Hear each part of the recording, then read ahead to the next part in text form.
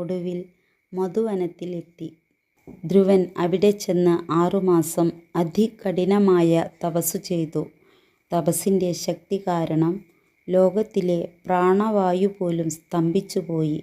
ദേവന്മാരും കുഴങ്ങി.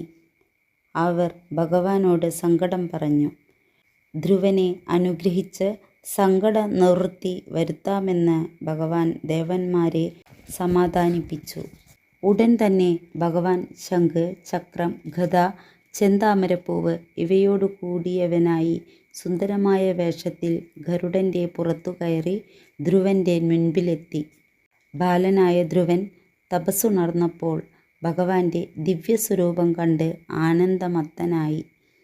ധ്രുവൻ്റെ ചുവന്ന കവിളിൽ ഭഗവാൻ തൻ്റെ ശംഖുകൊണ്ട് ഒന്ന് സ്പർശിച്ചു. അതോടെ ധ്രുവന് ഭഗവാനെ സ്തുതിക്കുവാനുള്ള കഴിവുണ്ടായി.